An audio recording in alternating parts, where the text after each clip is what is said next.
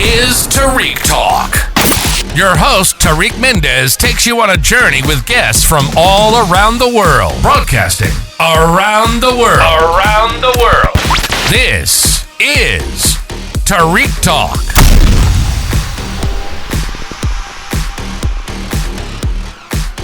All right, guys, today I'm here with Wulan. Wulan, how are you today? I'm fine. I'm amazing. Thank you. How are you? Love that. Thank you so much for being on the podcast. I'm so excited to get to talk with you today.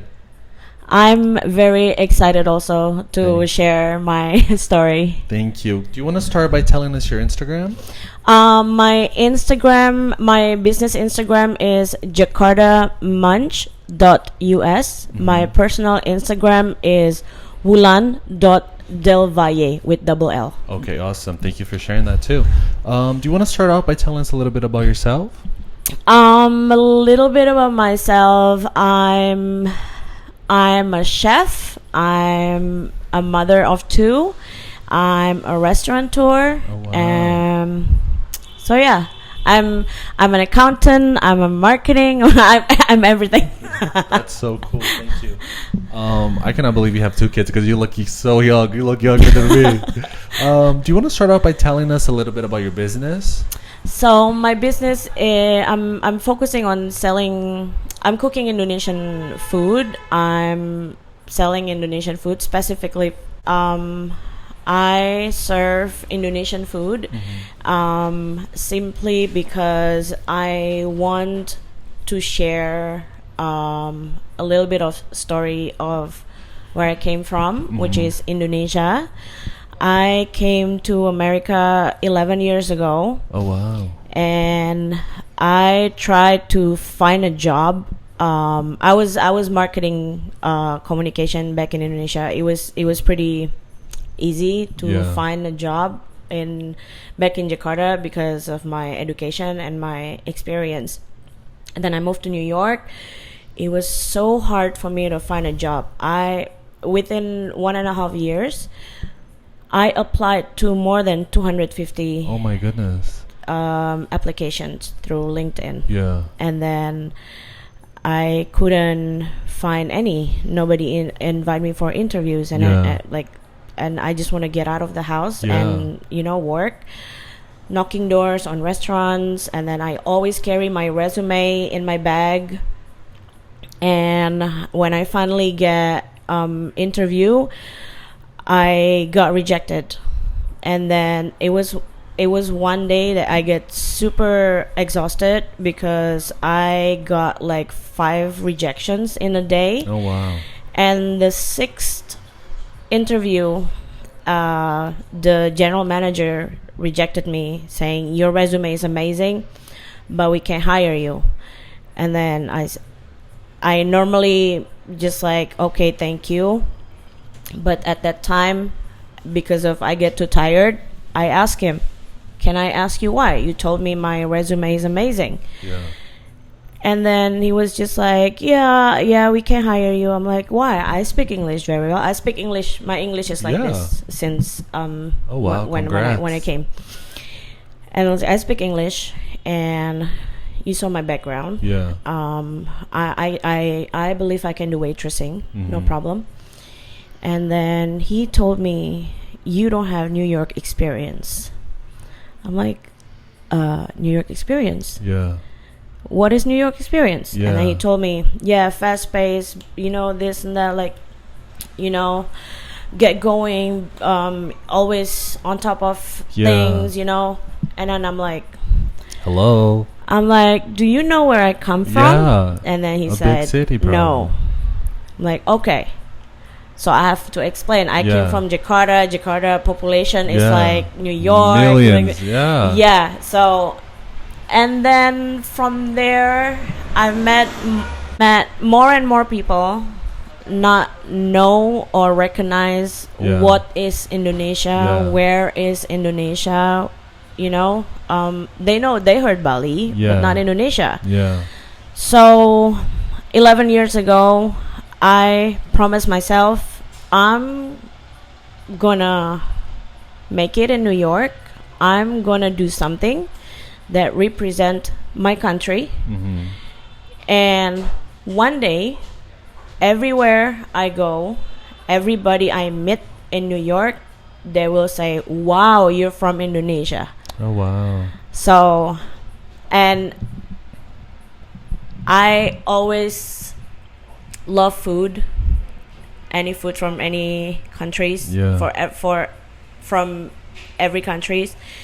But the only way I know to promote or to show my heritage is through food. So that's a little bit of the story. That's an amazing story. Thank you for sharing that. Pleasure. No, but I can totally relate with you, because when I moved to New York, it was the same thing. They're like, you don't have New York experience. But I'm like, well, how do I get New York experience without having, if you don't give me the job? You know what I mean? Like, it's if you the craziest concept. Exactly. And then like the people that I met, they're also immigrants. Yeah. That's like, I don't think it's fair. No, and we come from even like bigger cities than New York. So that's what's so funny about the comment. Exactly. And then like, how are we going to have New York experience if you don't give me the chance to have New York experience, right? It's crazy. Exactly. So yeah, like, I didn't get a job. Yeah. Oh, I'm sorry about that. So I get anxious when I do nothing. Yeah. And even I have 2 kids, I always want to create something. And yeah, it was just like, okay, let me try this. If it doesn't work, then it doesn't work. But I just have to do it. And for me, every no that I get, it's time for me to think, to rethink, to step back, and to evaluate myself. What have I done wrong? So it was always like that. I worked in restaurants. I worked in office in New York. I worked in restaurant, in office in New York, and then it's always I see that as experience, and like whatever I can learn and I can get a knowledge from, I invest my time and my mind on those. And then, but I always, even when I was working for somebody else, I always do something on the side, like for me to try and build my business, what I'm pursuing for. And how is it for you having 2 kids and then balancing a business where you're the founder? The right answer would be find or marry the right partner. Oh wow, yes. Because I won't be able to do it if my husband don't let me be me. Yeah. And that's beautiful. And like that's the only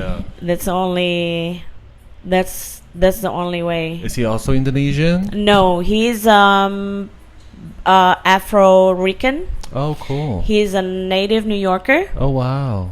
And then this wouldn't happen if he doesn't let me be me. Yeah. And like I always tell him, I want to do this, and then he would just say, go do it. And then that's amazing. Actually my restaurant, it just started when it was the Jakarta brand was founded in 2020, like 3 weeks before the pandemic. Yeah.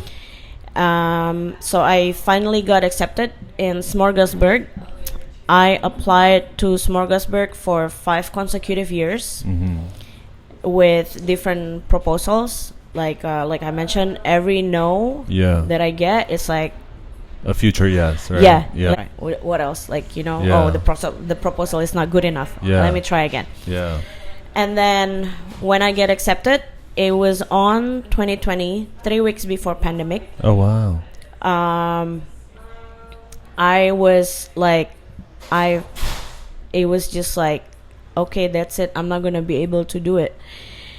I only have 1 kid at that time, and then pandemic happens. I was still cooking. I sell food. online from Instagram. I offer free delivery. Yeah. And during the pandemic, during the lockdown, I make 1,000 to 1,500 a week. Oh wow. From the food I sell. Yeah. And every week is like different menu, and like more people order and stuff. And then pandemic no longer. It's no longer pandemic. And then 2021. Smorgasburg reopened, but I just gave birth to the second child. Yeah. And then I told my husband, I don't think I could do it. It's too much with breastfeeding, taking care of 2 kids. Yeah. And I have the to hormones cook. in your body. Yes. The exhaustion. Yes. And then I was telling my husband, I don't think I could do it. Yeah. I don't know how to do it. I have to cook, I have to shop, and then I have to be an entrepreneur on top of that. And exactly. So I don't think I can do it. And then my husband told me,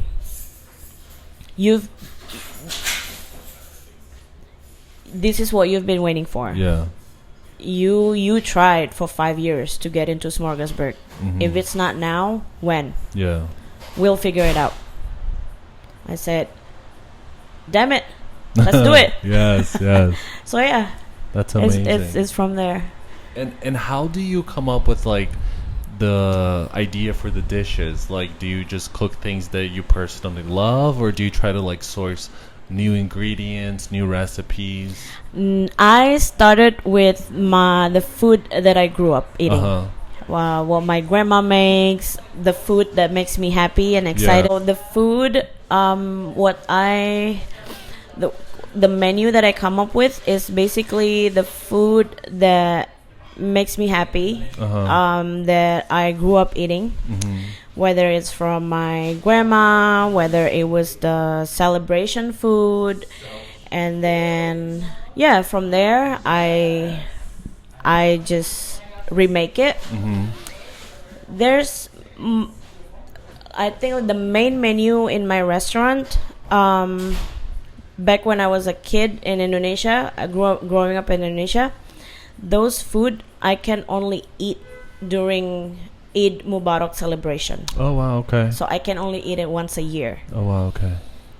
And then I moved to New York when there's Eid Mubarak, the Muslim celebration. Indonesians in New York make that food also here in New York, but we can only eat it once a year. Since I'm a chef and it's my own restaurant, I said, no, I'm gonna have this every day. Wow, that's so cool. Every freaking day. So yeah, there's the biggest challenge is to find Indonesian ingredients. So it would take me like a while. Wulan, how do you source your menu? Like, how do you get inspirations? Are you inspired by home, like foods you had in your childhood? It's basically the food that I grew up eating and the food that makes me happy, the food of celebration. It's basically starts from there, because that's when my artist side of me, that's like I have to do from what I love. Yeah, from the heart. Yeah, from the art, from the heart, from like the connection that I have with the food. Yeah. And from there, I'll just I'll do whatever it takes to make it as tasty and as nice as how I remember I eat it back in Indonesia, so that my customers, people could eat it too, and makes them happy. And what do you hope for people that come and have your food? Like, what do you hope, like the experience that they have? The warmth and the comfort, that the feelings, like good, nice, comforting feelings. That's what I'm expecting. Like, because I make everything from scratch, and I hope it could reflect on the energy and the love that I put on my food, and they could feel it. Yeah, I love that. And what do you say to like future entrepreneurs that are like scared to take the chance, scared to take the leap that you took? Like, what advice would you tell yourself today, then, when you were starting out, that you wish you knew? Just do it, and be flexible. Be flexible in many ways, as in your feelings, your mind, your like everything, like, because being flexible is a great way, whether you're entrepreneur or not, I guess, to adapt to, you know, like, be stubborn, but stubborn on your effort, stubborn on your I have to make it work, but be flexible, because you could learn and open on new things and learn new things. And sometimes, because many times it doesn't go as we planned, not as perfect as how it should be, things could fall into pieces. And if you're not flexible, I think you're gonna have a big heartbreak. I don't think it's gonna be easy. Go with the flow, right? And how do you come up with ideas for your dishes? Like, do you like, when they come to you, do you see them like as a finished recipe? Do you see like the product like finish in your mind, like with the colors? Like, how did like the food you create come to you? This is very interesting question. Most Indonesians, even for Indonesians, and back in Indonesia, like my friends from school, my family, when they see my dishes, they're like, "How come it looks more appealing? It looks more colorful." Oh wow! Because I think that's my love and the artistic side of it, like how to make this colorful and delicious. So like, somehow I never found purple cabbage back in Indonesia, and here I was like, oh, there's cabbage that has purple color. You know what, like, I'm gonna make that as a pickle. It looks beautiful on my plate, and my sauces are like completely have different colors. The turmeric curry is yellow, and the spicy one is orange color from the turmeric and red pepper and tomato.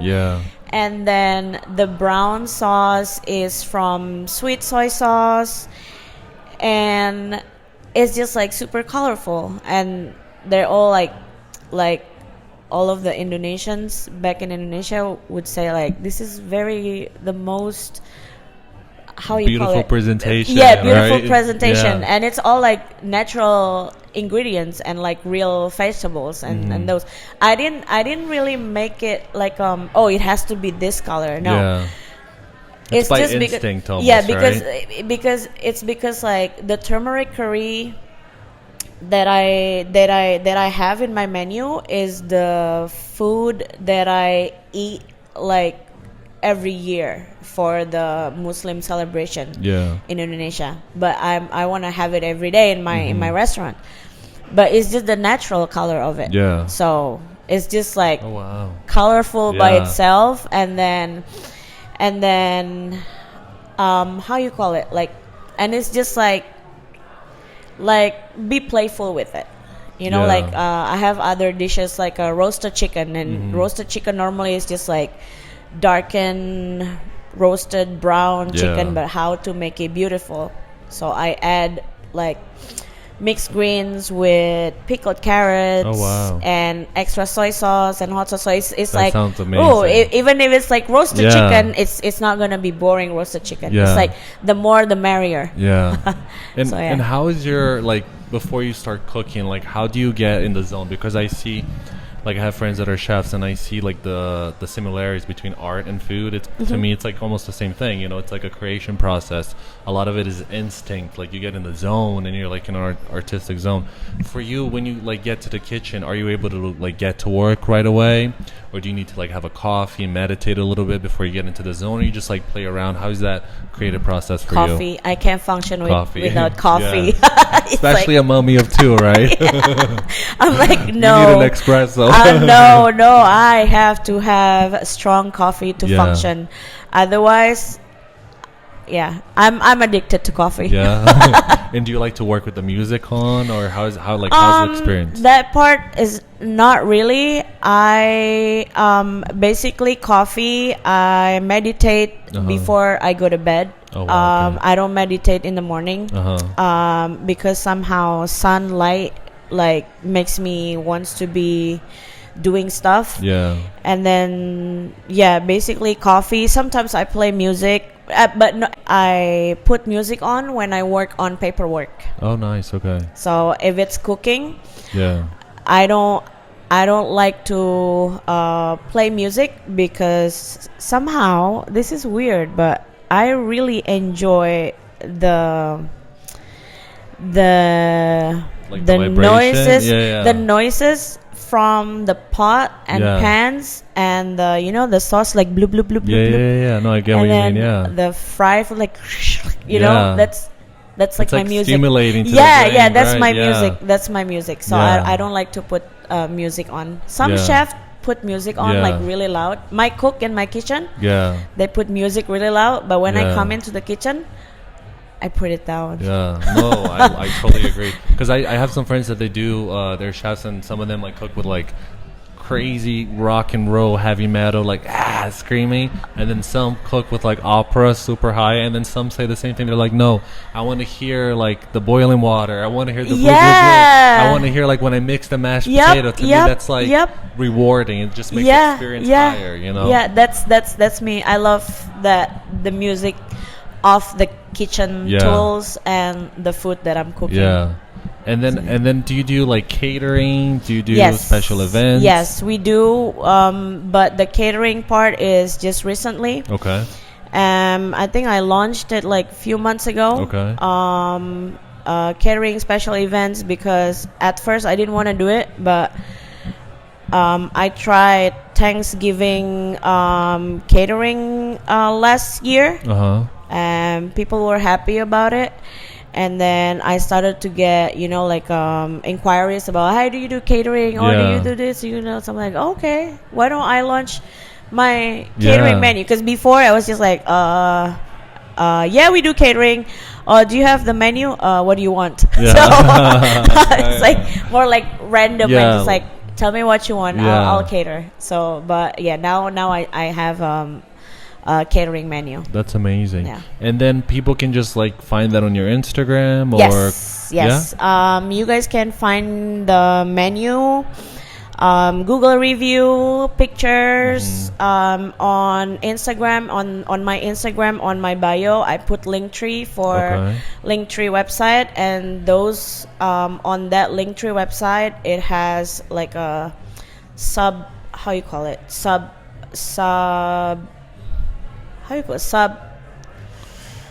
options, like options for for all the stuff catering menu, Google review. Do you do pop-ups? Because that's like very hot right now. A lot of people. Actually, I started my business with pop-ups. Okay. That's the best way to get connections and to hear feedback from customers, from people, interaction, connection. That's how I started, and everything's developed from there. I hear what my customers want, I hear what people want, and that's amazing. And where do you see yourself in the future? What's something that you want to accomplish and tackle? I want to be bigger than Chipotle. Ooh, fancy.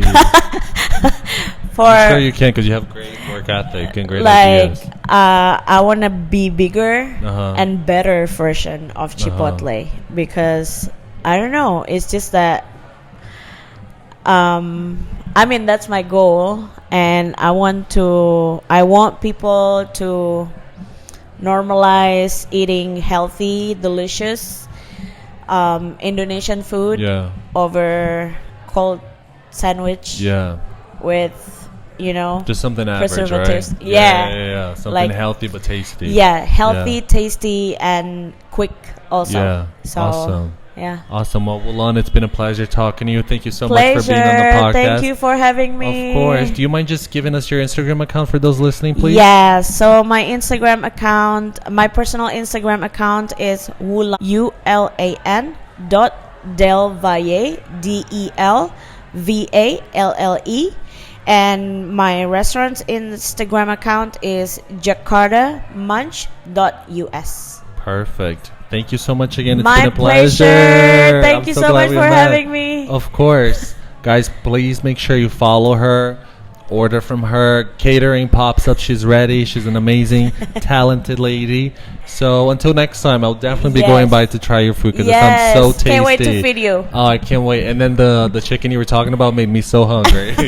So next time we see each other, hopefully we do like a year from now, we touch base, like, you know, since the first episode we did together. Yeah. But yeah, that's it. Thank you again. It was a pleasure meeting you. Or cater to any of your events. Yes, I will love that. I'll definitely have something soon for sure, and I'll reach out to you. Thank you so much. Thank you again. It was a pleasure. Thank you for listening to Tarik Talk. Follow Tarik Talk on all social media channels and check out the video interviews online.